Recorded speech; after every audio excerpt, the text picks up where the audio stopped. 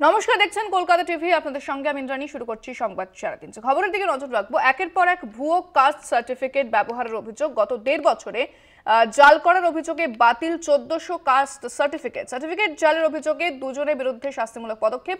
আরো কয়েকজন অফিসার স্ক্যানারে রয়েছেন বলে নবান্ন সূত্রে খবর। বিস্তারিত জানবো। ফোনে রয়েছেন প্রতিনিধি দীপ্তিমান ভট্টাচার্য। দীপ্তিমান, নবান্ন সূত্রে কি খবর পাওয়া যাচ্ছে? দেখো, যেটা এখনো পর্যন্ত জানা যাচ্ছে যে ভুয়ো কাস্ট সার্টিফিকেট নিয়ে কিন্তু মুখ্যমন্ত্রী মমতা বন্দ্যোপাধ্যায় এর আগেই বলেছিলেন যে এই বিষয় নিয়ে তিনি কড়া পদক্ষেপ নেবেন, এবং সেই হিসাবেই কিন্তু দেখা যাচ্ছে যে বেশ কিছুদিন ধরে এই ভুয়ো কাস্ট সার্টিফিকেট নিয়ে এবার চাঞ্চল্যকর তথ্য একের পর এক উঠে আসছে।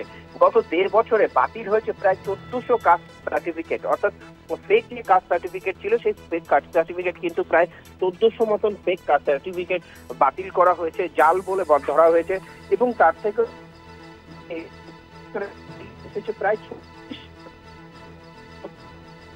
অভিযোগগুলো নিয়েও কিন্তু করা পদক্ষেপ নিয়ে হচ্ছে। প্রত্যেকটি অভিযোগকেই গুরুত্ব সহকারে দেখা হচ্ছে, এবং প্রত্যেকটি যদি বিশ্ববিদ্যালয় হয় তাদেরকে বলা হচ্ছে পুরো বিষয়টি তদন্ত করে দেখার জন্য।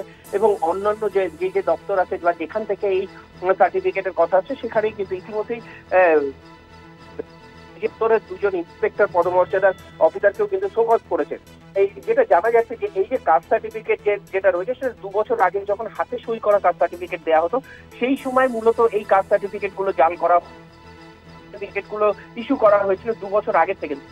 কিন্তু এই কাস্ট সার্টিফিকেটে একটা করে কিউআর কোড ব্যবহার করা হচ্ছে। সেই কিউআর কোডের সাহায্যে কিন্তু কাস্ট সার্টিফিকেট দেওয়া হচ্ছে, যাতে কোনো রকম কোনো গরমিল না হয় বা কারো কাস্ট সার্টিফিকেট নিয়ে যেন ফেক কোনো অভিযোগ না আসে সেই দিকে তাকিয়ে। তবে এখন দেখার বিষয় এই যে একের পর এক শাস্তিমূলক ব্যবস্থা এবং 1400 কাস্ট সার্টিফিকেট বাতিল করা হয়েছে, এরপর আরো কড়া পদক্ষেপ নিতে চলেছে নবান্ন। এবং এর থেকে বোঝা যাচ্ছে যে আগামী দিনে এই ফেক সার্টিফিকেট নিয়ে যারা চাকরি করছেন বা ফেক সার্টিফিকেট যারা ইস্যু করেছেন তাদের বিরুদ্ধে কড়া পদক্ষেপ নেবে রাজ্য। ধন্যবাদ দীপ্তিমান। কথা বললাম আমাদের বিশেষ প্রতিনিধি দীপ্তিমান ভট্টাচার্যের সঙ্গে।